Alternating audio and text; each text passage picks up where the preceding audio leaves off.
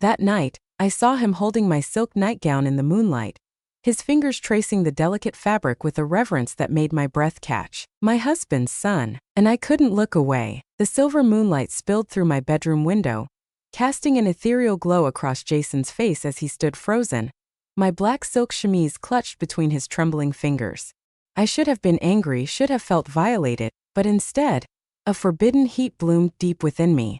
Our eyes met across the darkness, mine wide with surprise, his dark with something I'd never seen before.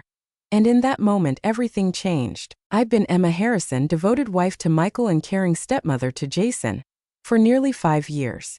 The comfortable life we'd built together felt secure, predictable, until that moonlit night when I caught my 20-year-old stepson cradling my intimate garment against his chest, breathing in my lingering scent. The hallway between our bedrooms had never seemed so narrow before. Each time we passed, the air grew thick with unspoken tension. This morning I rounded the corner only to find Jason there, his broad shoulders nearly touching both walls. I pressed myself against the vintage wallpaper, but still our bodies brushed, his arm against my waist, the cotton of his t-shirt grazing my collarbone. His cologne enveloped me in a cloud of cedar and spice. I held my breath, watching his throat move as he swallowed, neither of us stepping away when we should have. "Sleep well?" he asked, voice deeper than usual, eyes flicking momentarily to my lips. "Well enough," I whispered, the sound barely audible even in our close proximity. The narrow passage amplified every sensation, the rustle of fabric as I shifted my weight, the slight catch in his breath when my hair accidentally brushed against his cheek. I felt the warmth radiating from him, our bodies separated by mere inches of electrically charged air. Later that afternoon, I curled up in the living room's oversized armchair, a dog-eared novel in hand. The lamp beside me cast a golden glow that warmed my bare legs stretched out on the ottoman. I didn't hear Jason enter, only sensed his presence. A shift in the atmosphere, a tightening in my chest. Looking up, I caught him watching me from the doorway, his gaze lingering on the curve where my sundress had ridden up along my thighs. He didn't apologize for staring.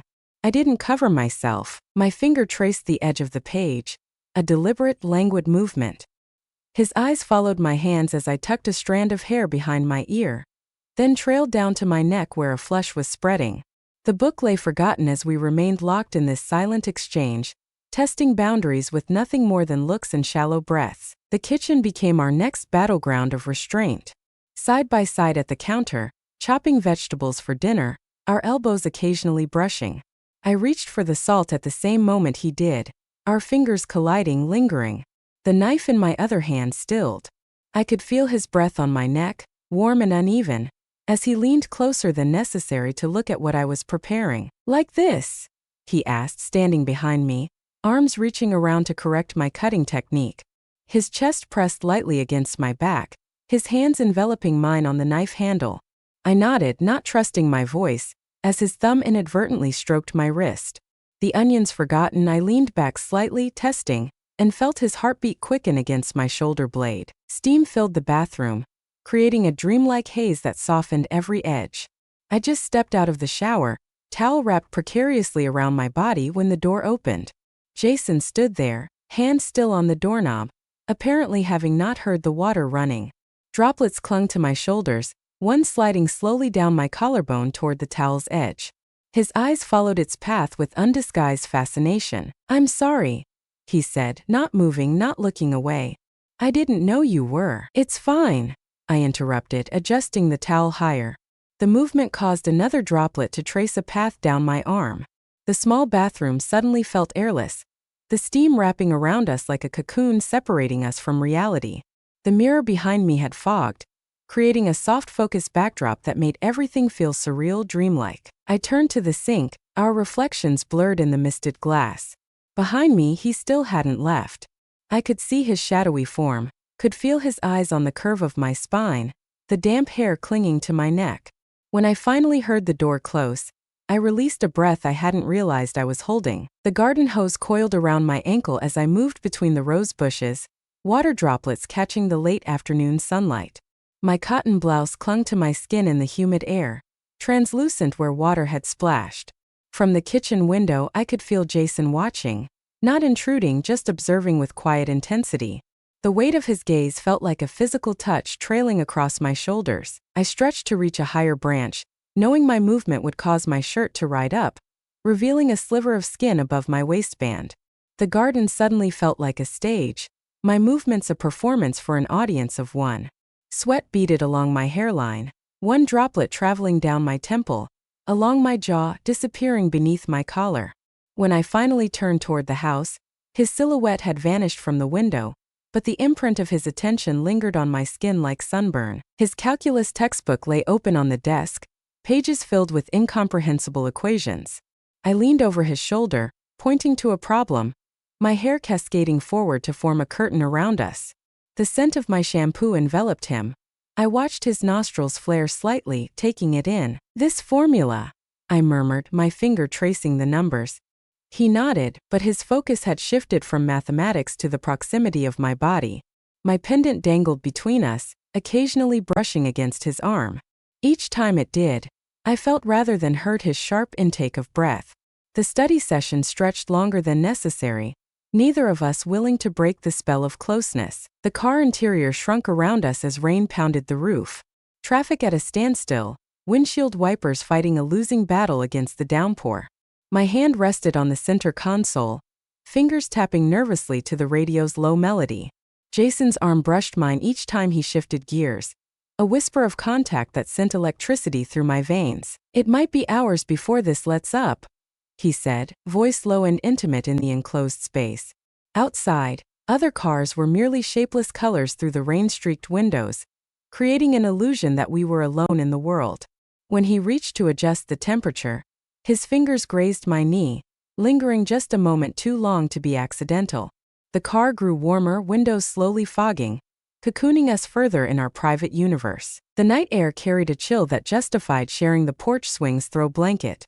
Stars punctured the black canvas above us, silent witnesses to our gradually decreasing distance. My shoulder pressed against his, our thighs aligned beneath the wool covering. "That one's Orion," he pointed, his arm extending across my field of vision.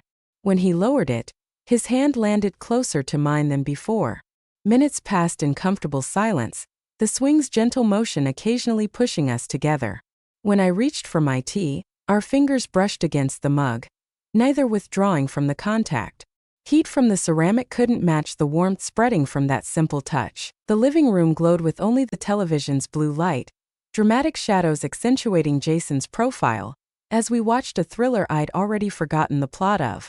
The couch cushions dipped, gravity pulling us gradually toward the center, thigh against thigh. A tense scene unfolded on screen. I gasped, instinctively gripping his forearm. His muscle tensed beneath my fingers. "Sorry," I whispered, not removing my hand. "Don't be," he replied, his focus no longer on the film. The actor's dialogue faded to background noise as I became hyper-aware of his breathing pattern changing, growing slightly faster. When a romantic scene unexpectedly appeared, the air between us thickened. Neither looked away from the screen, but neither was truly watching anymore. We were feeling, sensing, drowning in unspoken acknowledgement. Midnight found us in the kitchen, illuminated only by the refrigerator's glow as we foraged for late-night snacks. Wine glasses clinked as he reached past me for the bottle. His chest brushed my back, a fleeting pressure that left me aching for more substantial contact. "Just a little more," I said, holding my glass higher, watching his steady hand pour the crimson liquid.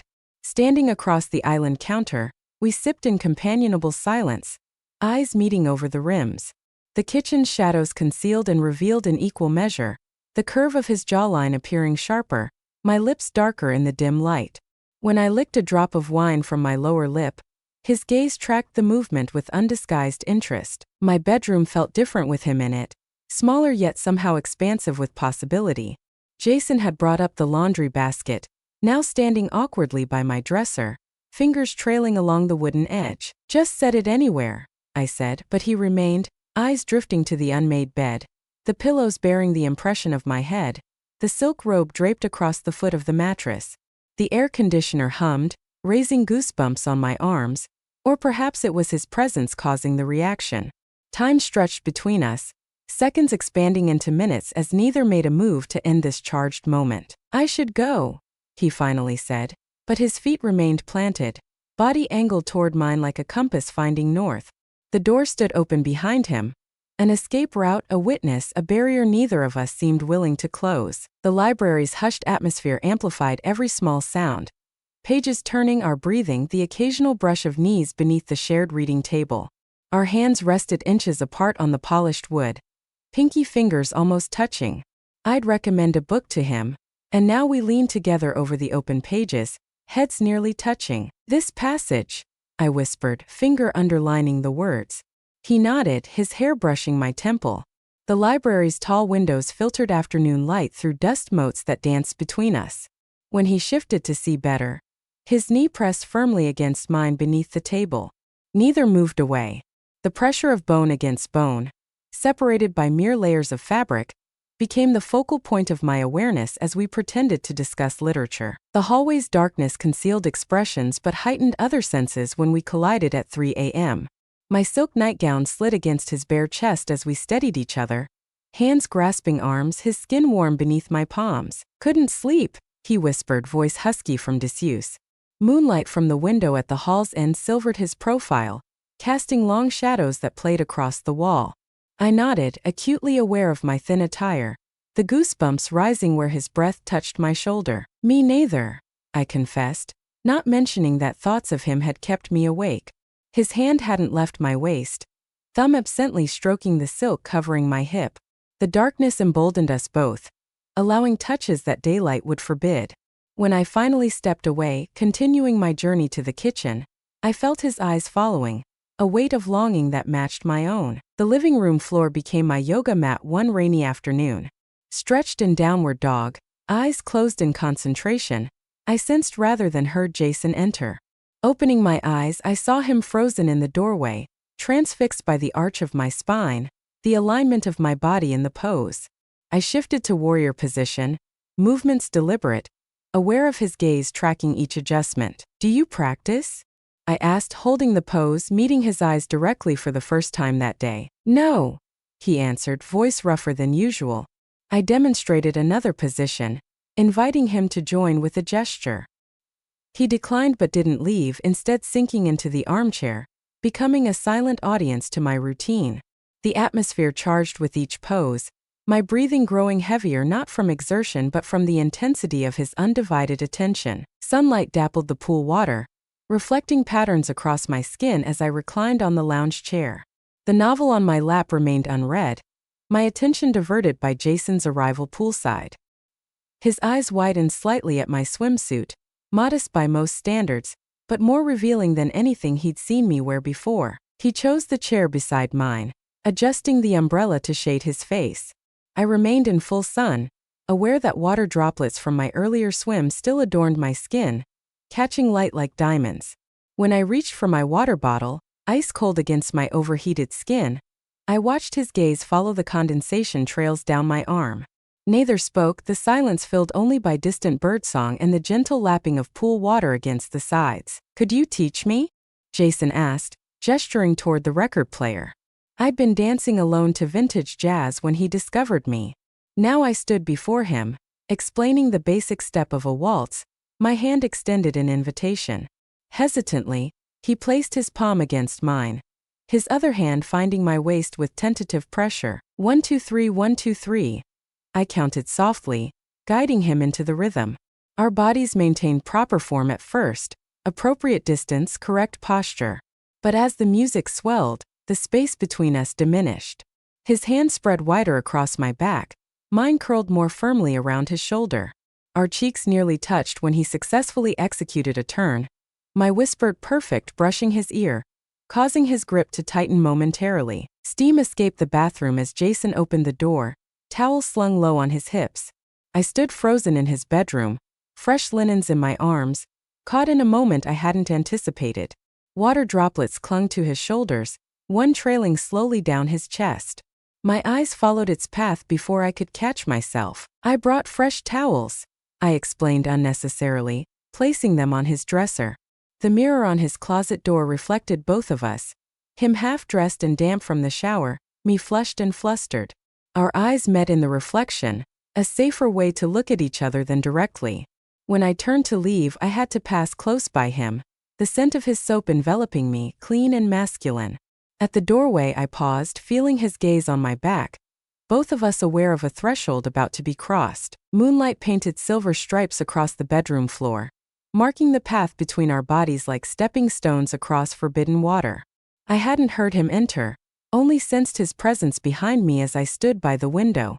Turning slowly, I found myself mere inches from him, close enough to feel the warmth radiating from his skin, to count the flecks of gold in his irises. "Emma," he whispered, my name a question, a plea, a final chance to retreat. I answered by closing the distance, my lips brushing his with feather-like pressure. His breath hitched, hands hovering uncertainly at my sides before settling gently on my waist. The kiss remained soft, tentative, a crossing of a line that had been dissolving for weeks. When we separated, foreheads still touching, ragged breaths mingling, I saw in his eyes the same conflict raging in my heart, desire warring with propriety, longing battling with convention. His thumbs traced small circles on my hips, each rotation sending ripples of sensation through my body. "We shouldn't," he murmured, making no move to release me. "I know," I replied, hands already rising to frame his face, drawing him back to me. This kiss held nothing back, years of restraint crumbling beneath the weight of undeniable attraction. His hand slid up my back, pressing me closer, molding our bodies together as if trying to erase any space between us. My fingers tangled in his hair, holding him to me with equal fervor. The moonlight witnessed our surrender to desire, casting our entwined shadows on the wall, two separate silhouettes merging into one as we acknowledged what we'd both known since that first night. Some boundaries, once crossed, can never be re-established. Some desires, once tasted, can never again be denied. In the silver light of dawn, I watched him sleep, tracing the contours of his face with my gaze, memorizing every detail. Whatever consequences morning would bring, whatever complications would arise, I knew with absolute certainty that there was no returning to who we had been before. Like moths drawn to flame, we had been helpless against this pull between us, this gravity that defied all logic and convention. And as his eyes fluttered open, finding mine immediately with a look of wonder rather than regret, I knew he felt it too. This connection that transcended labels and roles, that existed in a space beyond judgment where only we resided. For better or worse, we had found each other across an impossible distance, and neither of us was willing to let go.